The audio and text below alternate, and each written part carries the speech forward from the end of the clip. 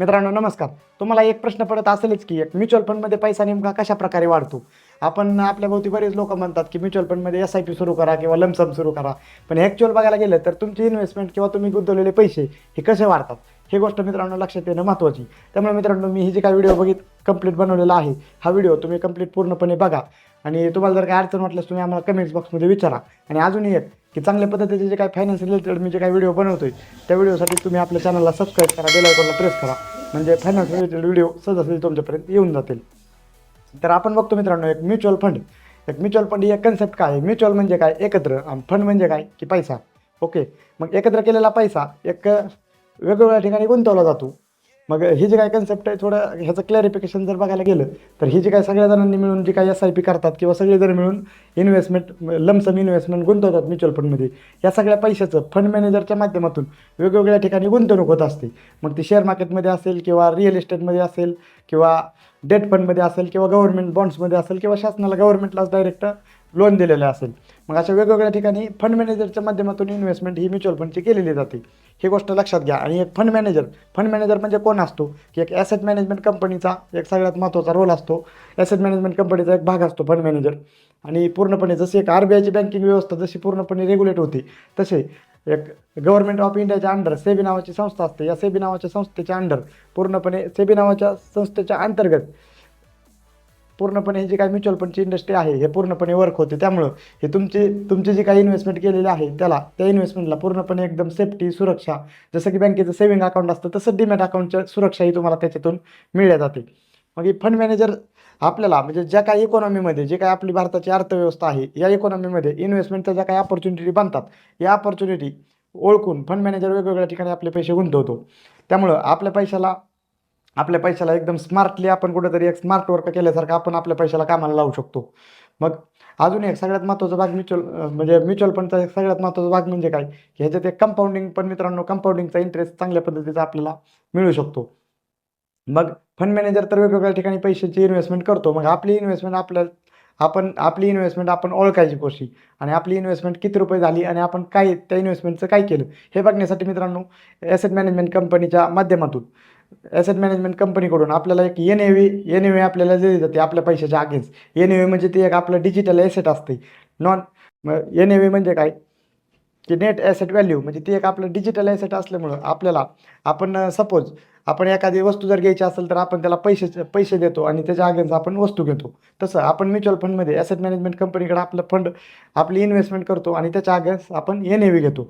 मग एन-ए-व्ही जी काय असते त्या एन-ए-व्हीचे एन-ए-व्ही डेली बेसिसवर फ्लक्च्युएट होते.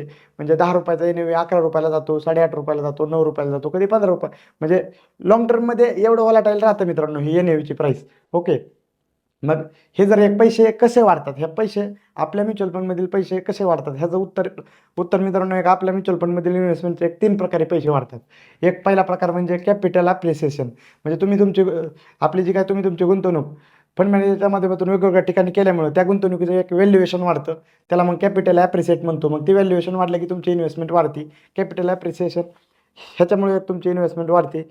दुसरा एक भाग आहे तुमच्या इन्व्हेस्टमेंट वाढण्याचा, की एक डिव्हिडंड किंवा इंटरेस्ट. म्हणजे काय मित्रांनो, म्युच्युअल फंड असे असतात की ते तुम्हाला एक 3 महिन्याला, 4 महिन्याला किंवा 2 महिन्याला असं एक डिव्हिडंडच्या रूपात ते तुम्हाला एक बोनसच्या रूपात पैसे रिटर्न्स करतात. मग या पद्धतीचाही तुम्ही तुमच्या पैशाची चांगल्या पद्धतीची वाढ होते. मग डिव्हिडंडच्या रूपात तुम्ही तुमच्या पैशाला रिटर्न्स घेऊ शकतात. हा झाला दुसरा प्रकार. आणि तिसरा प्रकार सगळ्यात इंटरेस्टिंग आहे मित्रांनो, की ते असतो तो कंपाऊंडिंग. म्हणजे काय? की आपण आपली इन्व्हेस्टमेंट जे काय करतो, त्या इन्व्हेस्टमेंटला येणारं व्याज ही पूर्णपणे रिइन्व्हेस्ट होतं. आणि ती रिइन्व्हेस्ट झाल्यामुळं आपल्याला आपल्या पैशाची अजूनही भरपूर चांगल्या पद्धतीची वाढ आपल्याला मिळते. मग कंपाऊंडिंग म्हणजे काय? की आपण बघतो की सपोज आपण आज ₹1,00,000 म्युच्युअल फंडमध्ये इन्व्हेस्टमेंट केली आणि ह्या वर्षी चांगल्या इक्विटी फंडने एक 14% रिटर्न दिले, तर पुढल्या वर्षी त्या ₹1,00,000चे ₹1,14,000 होतात. मग ती ₹1,14,000 पूर्णपणे तसंच रिइन्व्हेस्ट केले जातात. मग पूर्णपणे ह्या वर्षी तुमच्या 1,00,000लाच इंटरेस्ट लागला, 1,00,000लाच व्याज मिळालं. आणि परंतु पुढल्या वर्षी 1,14,000ला मित्रांनो व्याज मिळायचे तुम्हाला. मग ही जी काही कंपाऊंडिंग आहे, ह्या कंपाऊंडिंगची पॉवर आणि ह्या कंपाऊंडिंगचा बेनिफिट तुम्हाला म्युच्युअल फंडमध्ये मिळतो. मग हे जे काही कंपाऊंडिंगचं आहे, सुरुवातीला पहिल्या 2 ते 3 वर्षात ह्याचा जास्त आपल्याला रिटर्न्स पाहायला मिळत नाहीत. परंतु 3 ते 5 वर्षात 3 ते 5 वर्षात एक मीडियम पद्धतीची चांगली ग्रोथ मिळते. आणि इव्हन तुम्ही जर ह्याला जर एक लॉंग टर्ममध्ये एक 7 वर्ष किंवा 10 वर्षाच्या पुढे जर ठेवलं तर मित्रांनो एक अनबिलिव्हेबल म्हणजे तुम्हाला विश्वासही बसणार नाही इतके चांगल्या पद्धतीचं तुम्हाला रिटर्न मिळू शकतात. त्याचं कारण काय? त्याचं कारण काय की तुमचे पैसे त्याचं तुम्ही एक इंटरेस्ट म्हणजे व्याज त्याचं न काढता तुमचे पैसे रिइन्व्हेस्ट होतात मार्केटमध्ये. मग ते रिइन्व्हेस्ट झाल्यामुळे तुम्हाला एक भरपूर काही कॅपिटल ॲप्रिसिएशन म्हणजे चांगल्या पद्धतीचा तुम्हाला परतावा मिळू शकतो.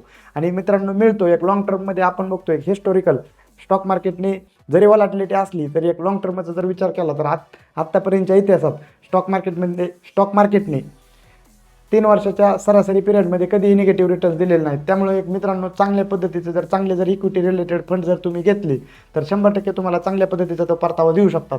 त्यासाठी मित्रांनो एक फंड सिलेक्शन आणि ॲक्च्युअली एक पोर्टफोलिओ कसा करायचा म्युच्युअल फंडमध्ये ह्याच्याबद्दल जर तुम्हाला गायडन्स तर आपल्या चॅनलवर व्हिडिओ वेगवेगळे तर आहेतच. तरी तुम्हाला एक चांगल्या पद्धतीचं SIP आणि एक म्युच्युअल फंडमध्ये लमसम इन्व्हेस्टमेंट जर करायची असल्यास तुम्ही आम्हाला कनेक्ट करा. त्याचं कारण काय की पर्टिक्युलरली एक सेबी रजिस्टर्ड NISM सर्टिफाईड आधी म्हणजे मी आहे की मी पूर्णपणे तुम्हाला एक लिगली म्युच्युअल फंडबद्दल चांगल्या पद्धतीचं मार्गदर्शन करू शकतो. चालेल. व्हिडिओ जर आवडला तर व्हिडिओला आपल्या लाईक करा. तुम्ही तुमच्या मित्रांना शेअर करा म्हणजे तुम्हालाही कुठेतरी एक चांगल्या म्हणजे तुमच्या मित्राचीही कुठेतरी एक आर्थिकदृष्ट्या चांगल्या पद्धतीची प्रगती होऊन सगळे आपण एक मराठी माणूस एकत्र मिळून चांगल्या पद्धतीचा ग्रो करू शकतो. थँक्यू. धन्यवाद.